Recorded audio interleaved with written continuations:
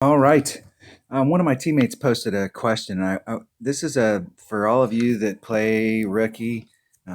This question really kind of affects the whole the whole rookie community. And the question is, um, you know, about grouping it as far as like where you're at in your account. So if you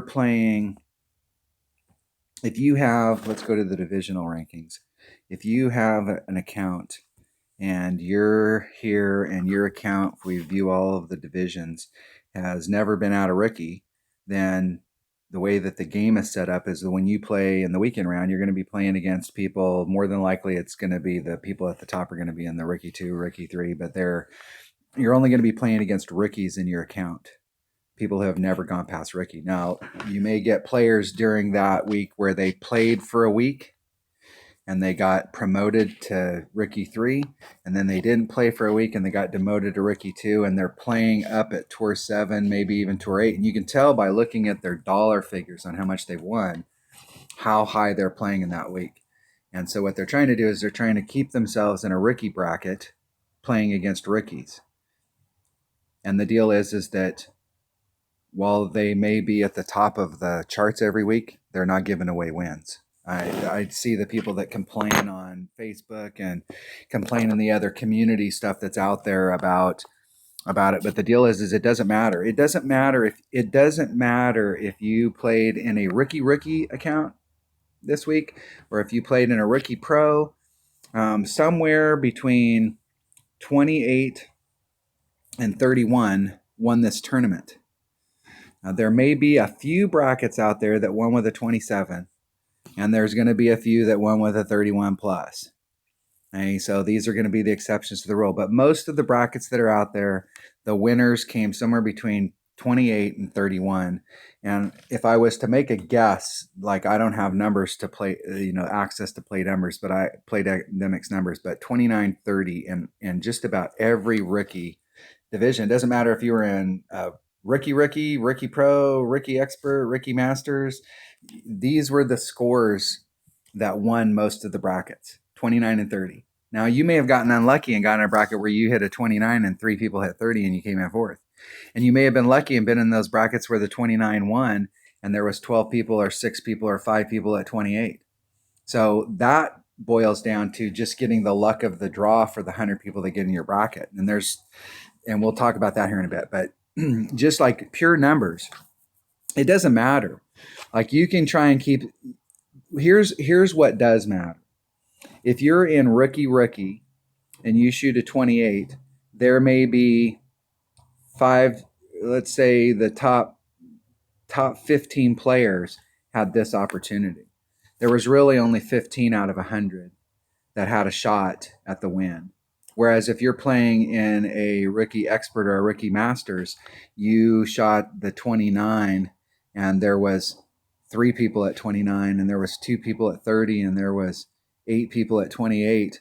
And so the deal is that in this bracket here, there might have been 60 people that you were competing against that could go for the win. So tiebreakers when you get into a rookie expert or a rookie masters are monumentally important.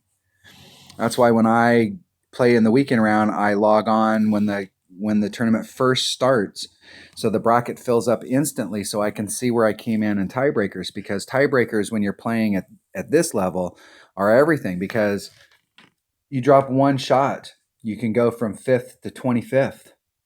Because there's so many good players at the top.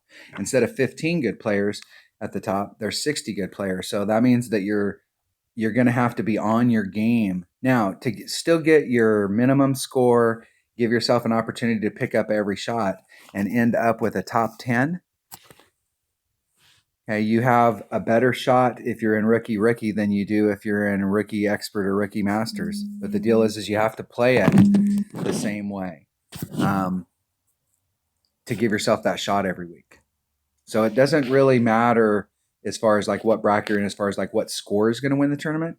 What it does do is it makes the competition, it makes it even more competition when you're up in those upper brackets. But you still have to be able to shoot. If you can't shoot a 28, 29, 30, 31, if you can't shoot that, you see those people on Facebook that bitch about People, they go, oh, these guys are just sandbagging. They're doing a thing. Dude, quit telling us what the person that beat you shot and start telling us what you shot. We can't help you get better if you don't tell us what you shot.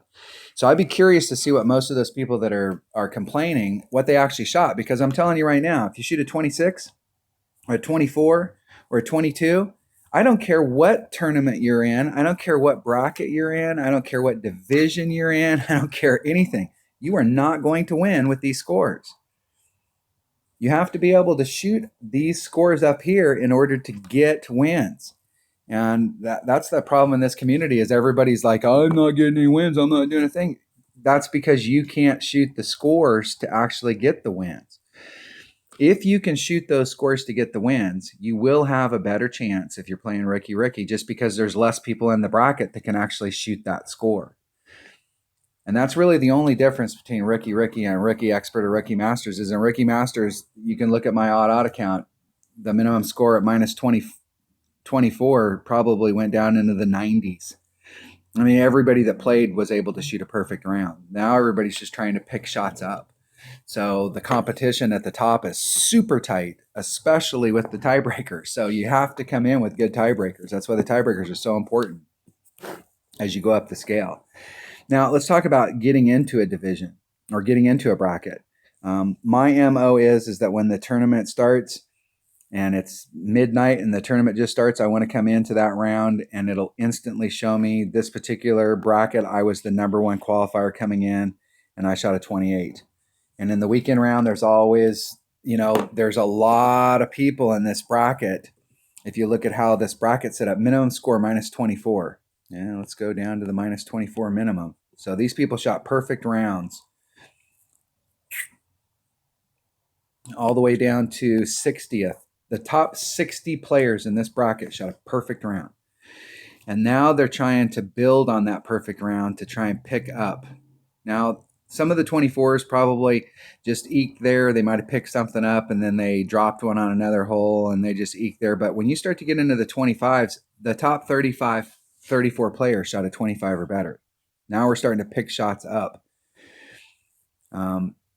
There's the competition here as far as like bracket wise is awesome. As far as like what you get when you log in, I don't know. I've tried it multiple different ways. I've tried logging in late on a Sunday because I played Sunday nights. And sometimes that's worked out for me. And sometimes I'm so burned out by Sunday night that I got in a good bracket, but I was burned out. Sometimes I'll get on and I'll log in on Saturday evening and then play on Sunday morning. There's going to be a lot of the players are going to just jump on as soon as the tournament's available. And so you do take, picking the right bracket is always tricky because you can get lucky and get in that bracket where 28, there was only 128. And you can get unlucky and get in that bracket where there was 430s and a 31-1. So you can't do anything about that. And that's just going to be on the luck of the draw. My thing is that I don't worry about it because it all boils down to my game, not my opponent's game. I'm not competing against my opponent. I'm competing against the course. And so if I can go out there and beat the course and end up with a 31, then I win. If I can't, then somebody else that was able to do that day, they win. And I want to go personally as up against as good a competition as I can. Now, one of the things that my teammates talked about was in divisional brackets. If you go, let's say you're playing in pro and one week you get promoted and you get to expert 1. I don't think going up to expert like in a 1 week period of time, I think you've got to get to expert 2 or expert 3 before they start ranking you in an expert tournament. Sometimes like if you get to expert 1 and let's say you're hanging out at expert 1, you're just hanging out there and you've been there for a while, you may get popped up into those expert brackets. But this goes back to when you're building your account and you first start, the game and the community at large is pushing you to go up to here as fast as you can. And I think the way to do this is to slow play the game. This isn't a sprint, this is a marathon. and to build up your clubs as you go along at each level. I don't think that it's a good deal to go up to like Tour 8 or Tour 9 and get up there and do that stuff, and then your clubs are still basically, mid-tier clubs, when you could go down and you could perfect your game and work on your win skills and work on upgrading those clubs in the lower level tours. But there's so much emphasis on bankroll and going up to be masters. But if you're playing down here in rookie, it'll cost you a lot less. But you still got to play in order to get those club cards, and you still have to win in order to get your clubs upgraded. My account, even though right now I think it's listed as a pro, and it's only because I have several accounts and I don't play a lot in the off week. My account was expert 3 for like a year and a half, so everybody I'm playing is an expert. Some of the people that I play in my account are masters, but they're typically masters 1, and it's probably the first week that they've been masters, and they haven't been past masters 1. So my thought process is that bracket, you have no control over that. It's just the luck of the draw.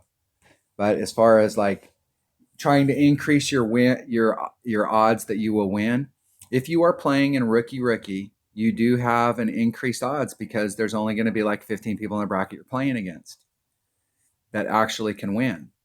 Whereas if you're playing in one of the upper divisional brackets, you're playing rookie, expert, rookie, masters. Same thing with pro. If you're playing pro, expert, or pro masters, I can guarantee you there's going to be a ton of people in those brackets that can win on any given week. That's why you tend to see, if you look in most of these brackets and you tend to look at the top 10, top 15 people, you're going to see a lot of people that have won banners and a lot of people that have a lot of top 10s. Because the whole goal in this game is to be in that spot every single week. If you're in the top 10 every single week and you get on a hot week, you're going to win. And then you're just in the top 10. And then you get on another hot week and you're going to win. And so keeping yourself in the top 10 and playing at the level that it takes to be in the top 10 week in and week out, that's what the people that are complaining are. It cracks me up because they don't have the skills to be top 10 players every week, yet they're bitching about not getting wins. I don't get wins every week. And it pisses me off. And that's not because I think that the game should give me wins, but because, I'm a competitor and I'm going up against people that are just as good as me, have the same kind of clubs as me, and I want to win every week. I want to be up there every week. And even though I don't win every week, and the scores are tight, these top 10s, I've got a lot of top 10s because I try and play, you can't get a win unless you're a top 10 player.